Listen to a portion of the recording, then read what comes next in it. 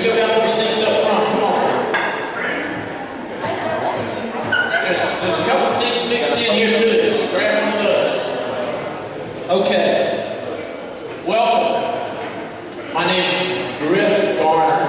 I've met a lot of you, but I think I see a lot of new faces too. I am our HOA president and have served, I think, going on the 4th year now. And I welcome you to tonight's envisioning presentation. First thing I want to do is introduce some people to you. On my left, your right, is Wilson Green. Wilson's been working with the HOA for the last 6 months, helping us on projects like this. And he's really been the one coordinating and managing and providing leadership for the envisioning proposals that you'll see tonight. He's going to introduce further tonight the two professionals we have here, Tim Hess and Anna Norris, but Wilson's going to tell you about them. Of course, like most of you know, Craig Wheeler, who's our sales and marketing manager, he's operating the computer tonight. That's difficult for a sales and marketing guy, right? Okay. And then over here we have members of our Community Action Committee. I'll start with Skip Arford. And he's on this far end. I'm going to skip around a little bit here. I'm naming the 3 that work closely with me when I work with the committee directly. Keith Lewis. Now, Keith is now the owner liaison to the board of directors as well. And then Tanya Betts. And then the new members are Mark Studzinski, Mike Aisi, and Sharon Sandy, Karen. I got the last name right. It's hard when you have 2 first names. At least from a sounding perspective. Forgive me. It won't be the last mistake I make tonight. So, okay. This is not a regular HOA meeting, so it's going to be operated differently. But I am going to break my whole rule right there and give you 2 quick updates. One is on the pool. As you can see, it's not full. So that's pretty evident. Carolina Swim is our contractor. The owners have been handling this project. It's been such a delicate and difficult project. One of the owners' name is Ash. He has a permit from Onwassa to hook up to the fire hydrant starting as early as tomorrow. So the pool is going to be filled much quicker, starting probably tomorrow, maybe as late as Wednesday. And if that happens, he should have it filled by this weekend. Now, Ash hasn't met any of his deadlines so far, so in his defense, they've had a lot of filler to put in, and the filler has had difficult time drying given the cooler weather we've had this early spring and late winter. The other update is, it's about 3 or 4 weeks ago, I got a call from our landscaping vendor, Yardworks. They said they lost their supervisor and they were having a hard time getting employees, and they were going to have to terminate their contract here as we move right into the summer. Luckily, Wilson and George Green had been working with a company called Edge Landscaping and had actually visited a few of their sites last fall, so we'd have a backup. And we worked quickly with Edge Landscaping. The owner is going to be responsible. His name is Mike Edge. They're out of Wilmington, and they're starting on Wednesday. So, and we think we're going to get a better product. We were looking for someone to give us a better product. That's why we investigated other alternatives last fall. So we're kind of excited we have the opportunity to switch, and we think they'll do a better job. Time will tell, of course. So those are the 2 updates. What is the purpose of tonight, though? As you can see, it's an envisioning presentation. When we had our annual meeting last November, we said that we want to present some exciting things to you, to make some reinvestments and some new investments in your amenities and in the infrastructure here at Summerhouse. And that's what we're here to do tonight. The format's going to be basically a presentation of how we think we can improve your lifestyle here at Summerhouse and enhance it with some new things. We think we have an opportunity financially to reinvest in the community, and I'm going to explain that to you in just a minute and give you some details on the financials. But then, Wilson, Tim, and Anna are going to talk about some ideas that they have. These are proposals, these are concepts. No matter what you might have heard, said, or what might have been on Facebook, nothing's been decided. These are proposals that we need lots of feedback on, and it's subject to change. We have presented it to the CAC and got some preliminary feedback from them. We're going to present it to you, and here's how we want you to give us your feedback. Versus having one person speak at the end where people have a hard time hearing, we're going to divide up into stations once the presentation's finished. And I'm going to be up here in this corner, Wilson will be close to me, but if you have questions about the financials of the HOA, come up and ask me. Any questions about what I present here in the next few minutes? If you have questions for Tim Hess, who is a land design engineer, and he'll talk about some concepts across the community. Tim will be one of these walls or one of the corners, and you can come up and ask Tim and give him feedback. Anna Norris is the one who we've hired to look at how to better design this clubhouse.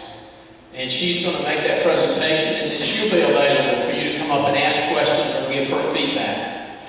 Craig will be in a location where you can talk to Craig and give him your feedback. For example, I know that as we prepare for this meeting, one person told Craig that they didn't feel comfortable standing up in an open forum in front of 120 people here tonight and speaking. And so we want to divide it up into separate stations, and you can feel comfortable going up and asking or talking to whoever you want, and you can make your way around all the stations and give anybody feedback or ask anybody questions. Did you give us like a summary of what the questions were? I'm headed that way. Good question. I'm headed that way. We also have Wesley Daniel here tonight. Wesley's company is the one currently doing the repair work here in the clubhouse.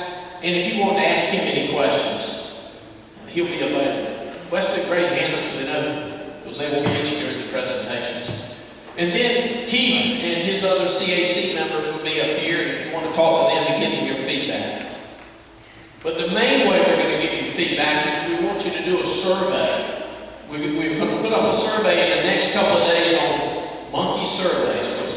Do what? Survey monkey. And it's got like 16 questions, and you can rank the importance of the different things you saw or heard tonight, but you can also give written feedback. And if you, for some reason, have any problem accessing it on your computer when it's sent to you, go to the sales office and pick up a hard copy. Write us anything, answer the questions, write us anything you want to write us. They'll be tabulated, and all those responses will meet with the CAC and go over all of them. And we'll make sure somehow we compile and organize that feedback and give it back to you.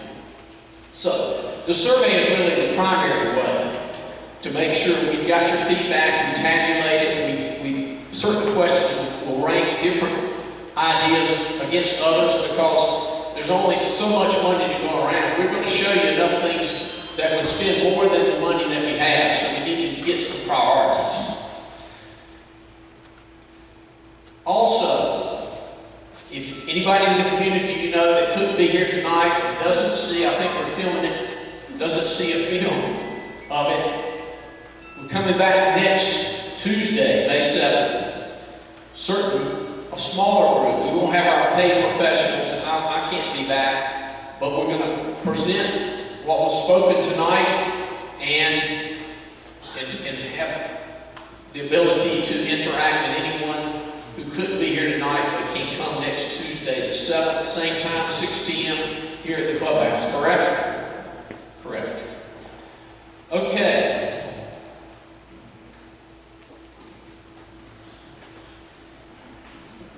Wilson and Craig presented this to the CAC about 2 weeks ago, and we got some good feedback. One of the first and most important pieces of feedback was you need to update us on what the financials look like so we can really understand where the money comes from and what's happening to the financials going forward if you make these reinvestments. And we're going to present our thoughts and ideas to you at this point. And I'm going to do that. Okay. I think I joined the board late 2014. And 2014 was the last year that the dues were $1,760 per lot per year. The decision was made as we went to 2015 to cut the dues to $880. That decision was made assuming that we burn off about $150,000 to $200,000 a year in operating cash by reducing the dues below cash break-even for the association. Interesting, as you see here, these are the cash balances at 12/31 for each of the years. You can see in operating cash, we had $1,531,000 December 31, 2014. You go across and we ended 2018 at $1,309,000. So over 4 years, cash only went down $222,000. And you might remember I just said we thought we might burn $150,000 to $200,000 per year. So that we would have expected cash to go down $600,000 to $800,000 and only went down $200,000. You can see the reserve cash, which is cash set aside for future repairs, major repairs and replacements of the infrastructure. $2.5 million at the end of 14, $2,006,000. 10% of your assessments go into the reserve. And so it slowly grows over time. It's for long-term replacements. I'm going to speak about a reserve study in a few minutes. Okay, so once again, that's just graphically. If you're more graphical than liking to look at numbers, you can see the operating cash declined, and it didn't decline much over a 4-year period, just $222,000. Why? And those of you who've heard me speak at the annual meeting know I'm an accountant by training.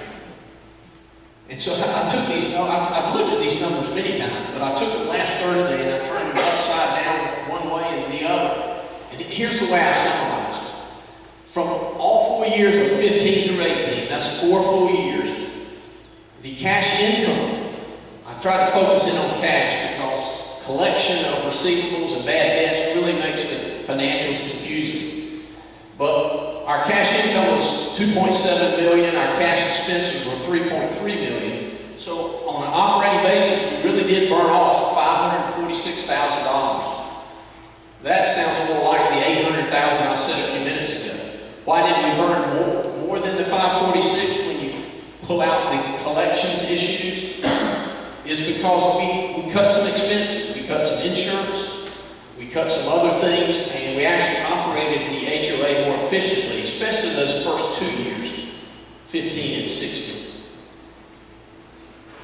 The operating cash income at the top assumes that you collect 100%, but you don't. We collected probably 95, 96% of what we bill now, current bills. But still, over that 4-year period, the current billings probably had about 120 in bad debts. But here's the secret. We collected $580,000 of old receivables. That's why cash didn't go down that much. Working with attorneys and collection people, we've done a nice job of collecting from people even who don't own the lot anymore. And so we pulled in almost $600,000. It costs us about $150 to do that, and then there's a myriad of other things in that other category, but you can see how we only burned, the cash only went down $222,000. You can also see in that average column, the average burn over that 4-year period was $137,000. Okay, so here's what the burn looks like year from year though. The first year in 2015, we burned over $200,000. And then it went way down. It went that way down because we started cutting some expenses and saving some money. But now you can see after 2017, it's starting to go back up because, 3 years ago, 25 families lived here. Now we have over 100, and the expenses start to go back up as more and more people live here. The burn is really your operating. We recommend, as a board of directors, that we get the burn to zero by turnover, which is mid-June or mid-2021, June 2021.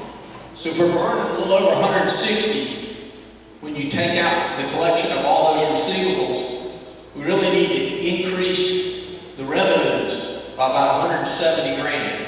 And that's equivalent to probably 2 increases in assessments. If we get it back to zero operating net flow by 2021, that would be about $22 a quarter starting in 2020, and then another $24 a quarter in 2021. And that would get us back to basically break even on an operating basis. And that's what the board believes is wise, that we get back to a cash flow break even on an operating account by turnover in June of 21.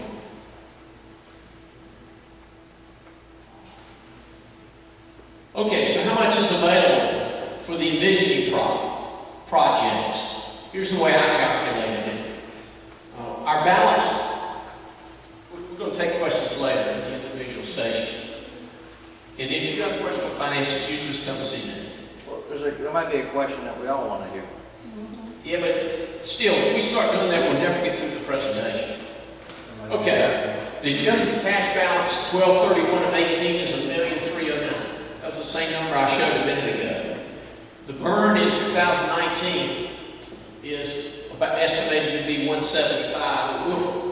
Now, one thing I didn't show is the AR. The net AR went from 700,000 to 800,000 down to our net AR that's unreserved is 65. That doesn't mean we don't still have more than 65 to collect.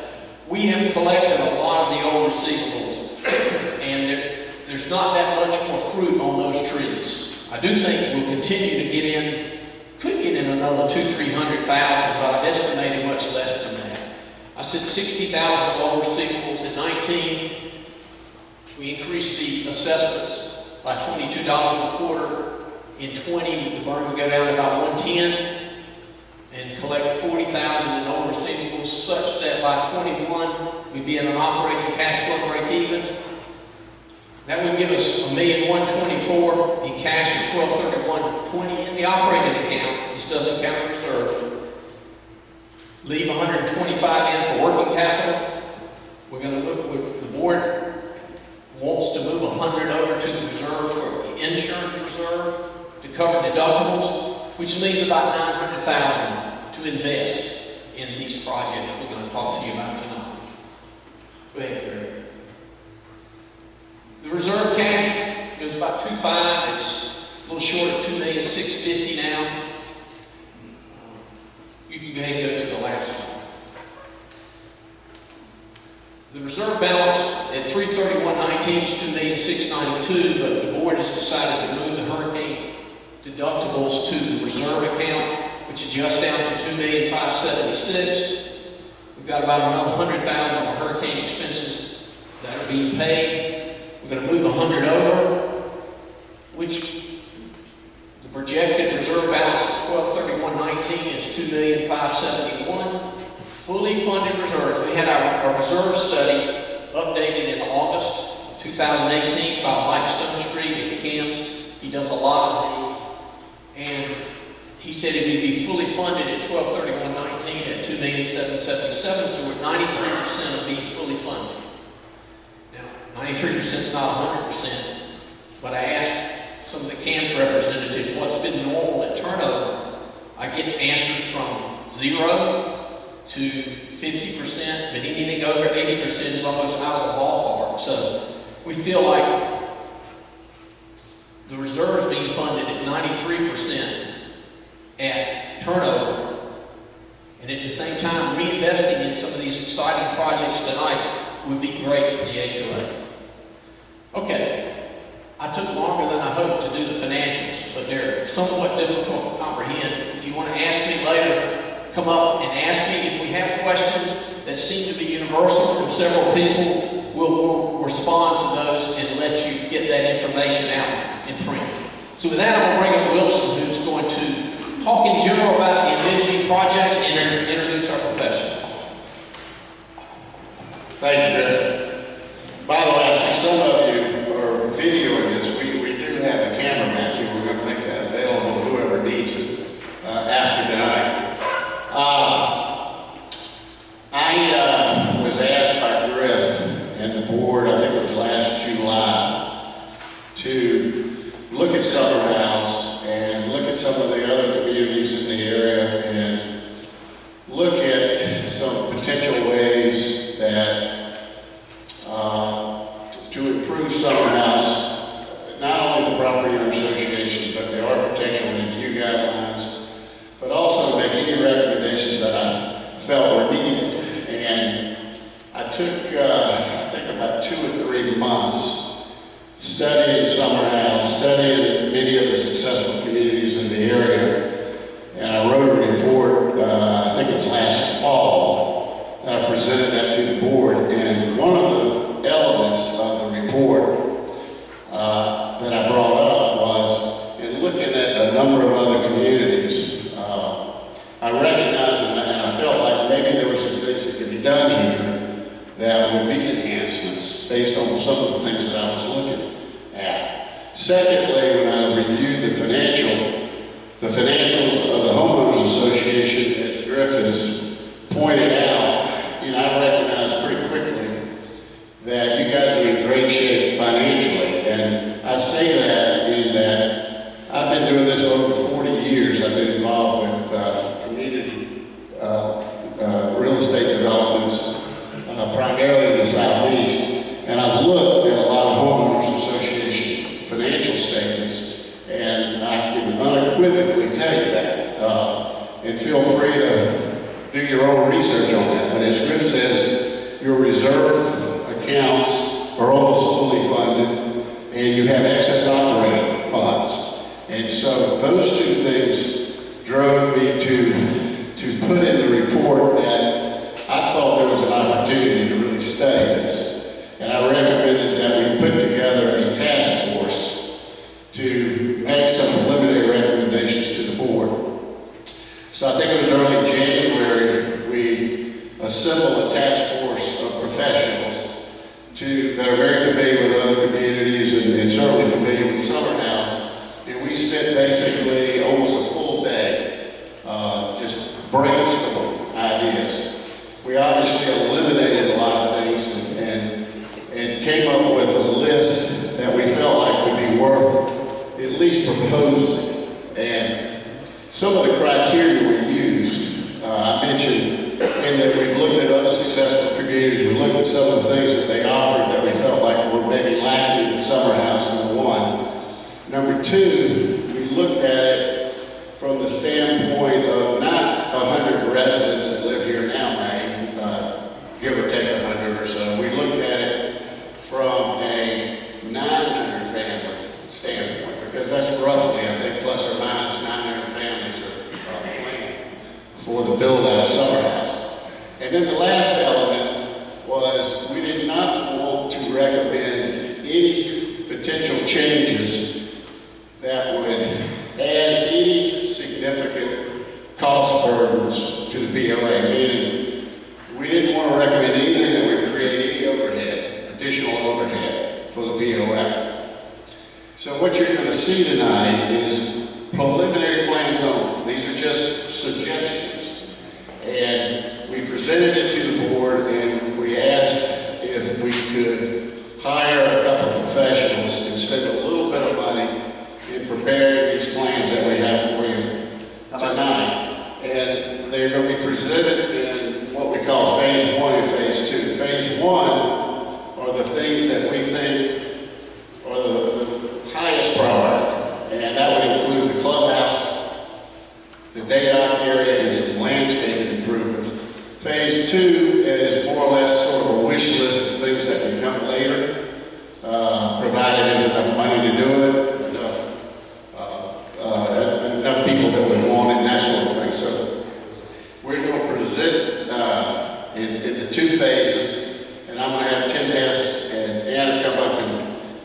these presentations to you in just a minute. So again, we prioritized it for the clubhouse, the day dock landscape as being phase one, and I'll tell you some of the reasons behind that. Obviously, we're in hurricane repair mode for this clubhouse now to the tune of about $170,000 to $180,000. So it just makes sense if we could go ahead and decide on doing some things to the interior while we're under construction. It would be less disruptive later on and potentially could save us some money.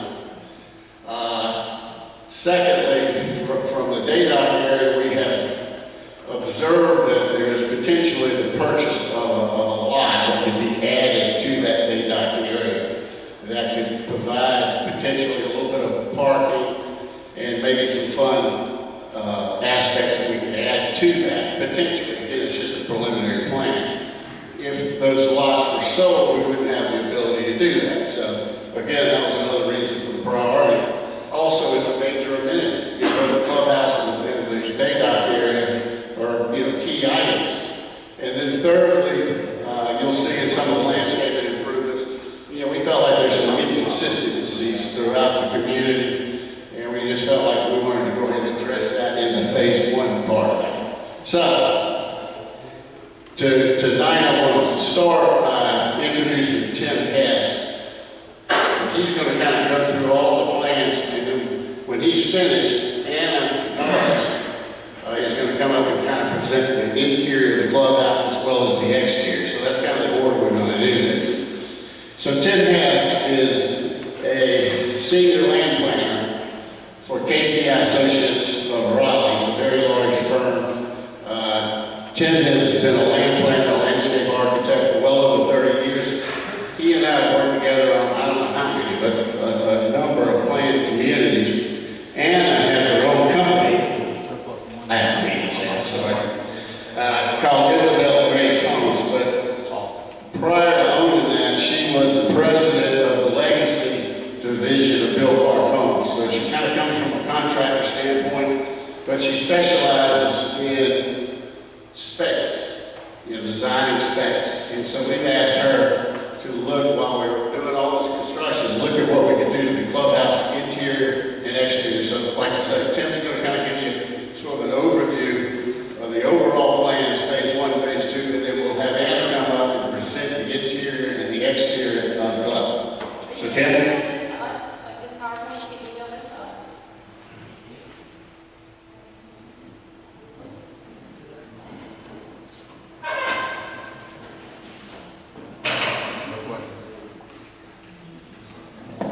Thank you, Wilson, and Greg, and board, thank you so much. What we have is we're going to walk through the enhancements that were suggested to us by the committees and how those have transformed into conceptual designs. What we're going to do is we're going to talk about an area, we're going to see a master plan up to kind of orient you where we're talking about going, and then we'll get into a little bit of the detail of what our initial thoughts are. Again, none of these are locked in stone. Your input is required, needed, desired, to say yes, no. I've been through this before. I'm a big guy. I can take the use or the praise, whichever one you want to give. Okay, the first one. So we're going to talk about